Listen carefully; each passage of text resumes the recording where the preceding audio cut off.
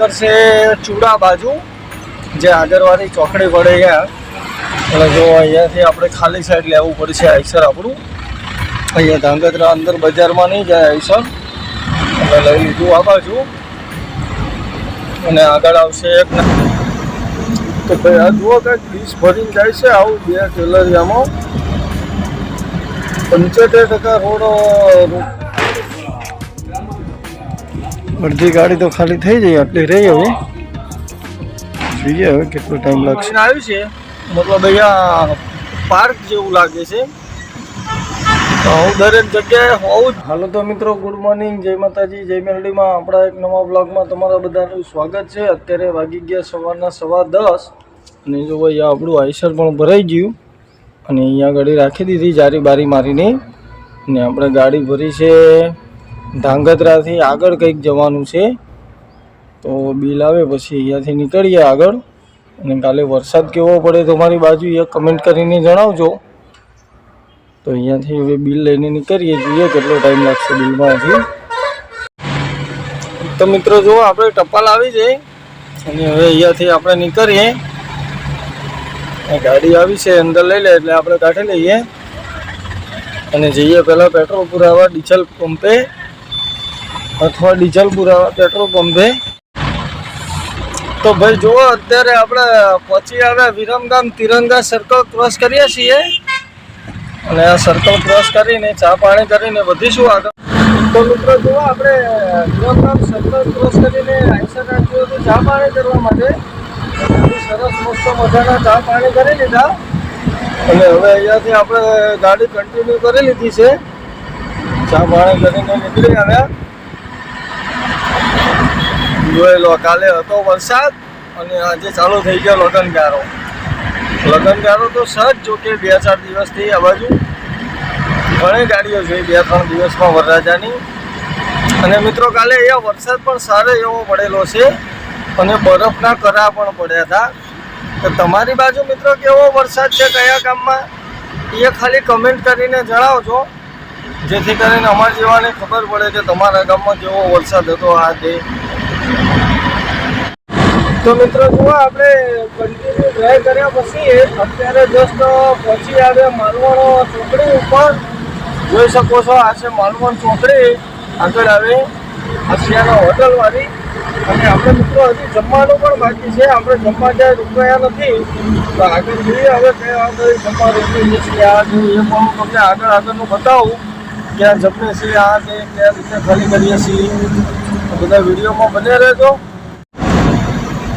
તો ભાઈ આ જુઓ કંઈક ડીશ ભરીને જાય છે આવું 2 ટેલરિયામાં 75% રોડ રોકીને આ ચાલે છે.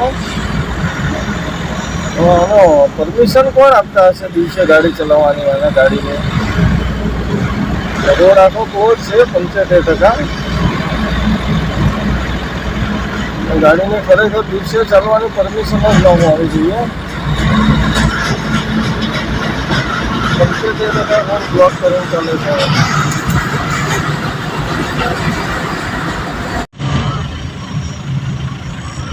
તો ભાઈ જુઓ આવી કંઈક ચોકડી આવી છે અને આ ચોકડી ક્રોસ કરીને આપણે સીધા કન્ટિન્યુ આગળ જ ચાલ્યા જવાનું છે.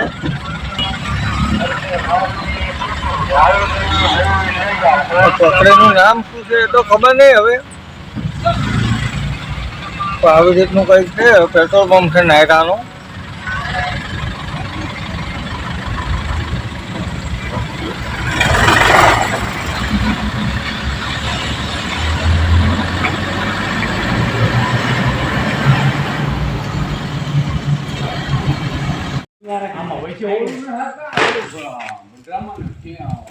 અડધી ગાડી તો ખાલી થઈ જાય આટલી રહી. હવે જોઈએ હવે કેટલો ટાઈમ લાગશે પછી ખાલી કરીને ભાગીએ.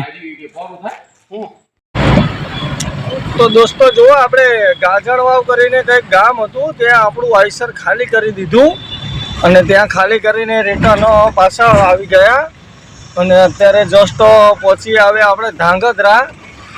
તો અત્યારે આપણે ધાંગધ્રા ક્રોસ કરીએ છીએ અને આ ધાંગધ્રા ક્રોસ કરી અને આપણે પકડવાનો છે હાઈવે જે આપણે સાણંદ વિરમગામ વાળો. એ હાઈવે પકડી અને પછી કન્ટિન્યુ ચાલ્યા જવાનું છે. તો જો આગળ તમને ધાંગધ્રાનો વ્યૂ બતાવું. આગળ સર્કલ પર છે. સર્કલની આગળ મિત્રો ધાંગધ્રા ચાલુ થઈ જાય સિટી, પણ અંદર તો આપણી ગાડી નથી જતી. બજારમાં એંગલ મારેલી છે ને તો ત્યાં ચેનલ ઉપર અડી જાય છે. એટલે આપણે અહીંયાથી આગળ ખાલી સાઈડ મારવી પડશે આ સર્કલથી. એટલે આપણી ગાડી નીકળશે ચૂડા બાજુ, જે આગળવાળી ચોકડી પડે ત્યાં. એટલે જો અહીંયાથી આપણે ખાલી સાઈડ લેવું પડશે આઈસર આપણું. અહીંયા ધાંગધ્રા અંદર બજારમાં નહીં જાય આઈસર, એટલે લઈ લીધું આ બાજુ. અને આગળ આવશે એક નારા જેવું. નારા જેવું ક્રોસ કરી અને ત્યાંથી રાઈટ સાઈડ લેવાની છે. એટલે આપણે પેલો હાઈવે મળી આવે છે. તો હવે આગળ ચા ચાલ્યા જઈએ. અને મિત્રો ચા નથી પીધી. હવે અત્યારે થોડો ઠંડો બોર થયો છે, એટલે એમ કે ચા ક્યાંક વ્યવસ્થિત મળે તો સારી એવી ચા મસ્ત પીવી પડશે. પછી કે ગાડી ચલાવવાનું થોડું મૂડ આવે.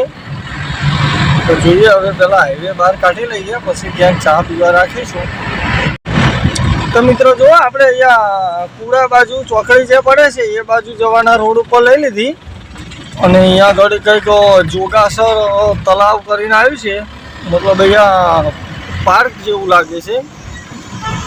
તો હું દરેક જગ્યાએ હોવું જ જોઈએ આમ તો, કે સાંજે બધા રિલેક્સ થવા જાય. આ તે હવે જઈએ સીધા હાઈવે ઉપર. અને હાઈવેથી સીધી આપણે લઈ લઈશું રાઈટ, એટલે આવી જશે આપણો હાઈવે. પછી હાઈવેથી કન્ટિન્યુ ચાલ્યા જશું. અને ગણતરી છે મિત્રો આજે બહુ વહેલા જશું તો ઘરે જશું, કેમ કે બહુ દિવસથી ઘરે નથી ગયા આપણે.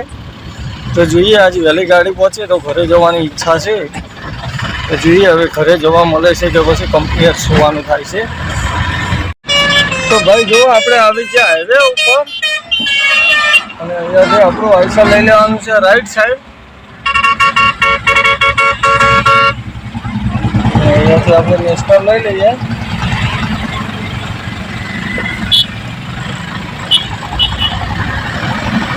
તો અહીંયાથી આપણે લઈ લીધી હાઈવે બાજુ. હવે કન્ટિન્યુ ચાલ્યા જઈશું.